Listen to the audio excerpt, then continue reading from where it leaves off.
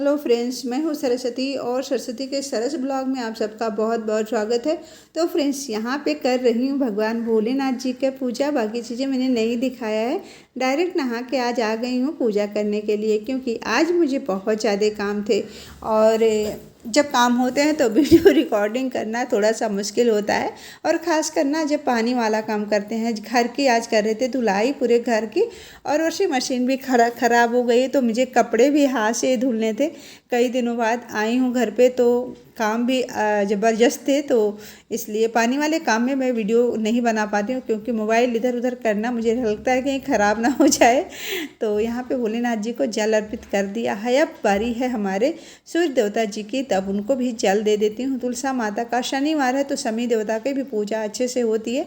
इनको भी धूप दीप हल और क्या नाम है उसको गुड़, ये सब इनको अर्पित किया जाता है। काला वस्त्र आप कर सकते हो।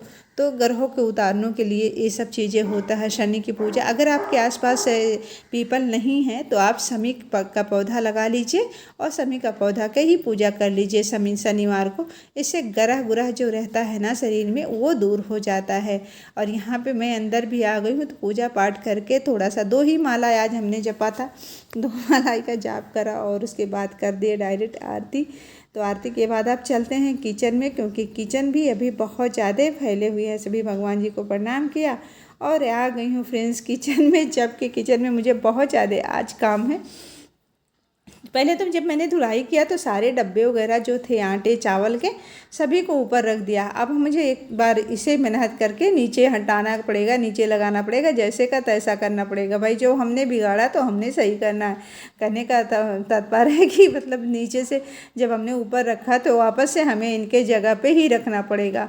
तो चलिए मैं इसे रख देती हूँ, सारे डब्बों को उठा के नीचे। आटे वाले में थोड़ा सा आटा ज़्यादा है, क्योंकि अभी कल ही हमने इसे खाली किया है।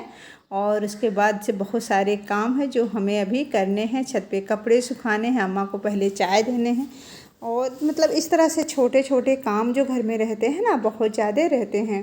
तो इस तरह से थोड़ा सा जल्दी उठ जाते हैं ना तो हो जाता है। वैसे आज थोड़ा लेट हो गया था, 4:30 बज गए थे। तो और मैं 4 बजे जब उठती हूँ ना तो मेरा ज़्यादा काम हो जाता है। सुबह सुबह 9-10 बजे तक मेरा सारे काम निपट जाते हैं। बट आज थोड़ा सा ना मुझे हो गया था लेट, मैं मानती हूँ इस बात को। और पूजा करने में भी 7 बज चुके हैं। अब आ गई हूँ अम्मा को चाय दे के, कपड़े सुखाने के लिए इनको, और अम्मा को दे दिया चाय। क्योंकि कपड़े ना आज 4-5 दिन से नहीं सूखे, मतलब पता नहीं कई दिन से नहीं सूखे, कि 2 दिन हम आए हैं तब भी नहीं सूखे। तो कपड़े बहुत ज़्यादा हैं, जब कहीं जाते हैं ना तो कपड़े और ज़्यादा हो जाते हैं।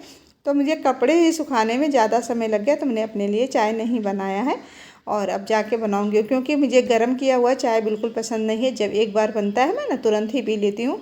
उसके बाद जब एक बार गर्म करके पियो तो मुझे उसका स्वाद बिल्कुल बदला हुआ लग रहा है, तो मैं नहीं पीती हूँ। तो इसके बाद आ गई हूँ अब किचन में वापस से चाय वो बनाने। सुखी और सुरक्षित होंगे तो बनाएंगे बढ़िया सा खाना। और पूजा वगैरह हो चुका है, तो चलते हैं, स्टार्ट करते हैं। पहले बनेगा चाय, उसके बाद बनेगा आज का लंच। तो चलते हैं।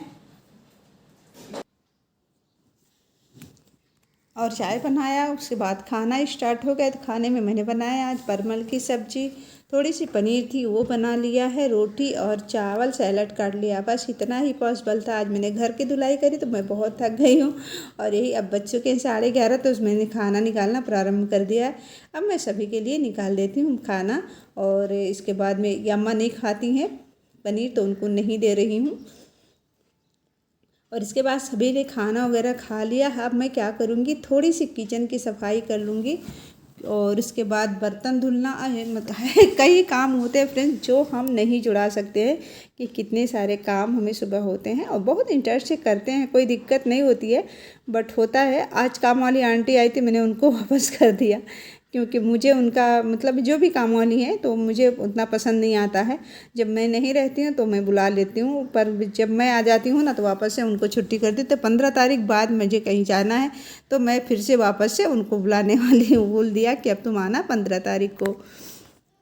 और यहाँ पे धुल देते हैं बर्तन। उसके बाद थोड़ा सा कुछ और इस तरह से काम होते हैं। काउंटर को सफाई मैं बहुत अच्छे से करती हूँ। काउंटर की साफ़ सफाई बहुत ज़रूरी होती है, ताकि कोई भी चीज़ लाएं हम बिंदास रख दें, कोई टेंशन ना रहे कि वारे यार गंदा है। तो गंदा बिल्कुल भी नहीं छोड़ना चाहिए। किचन काउंटर बिल्कुल साफ़ होना चाहिए।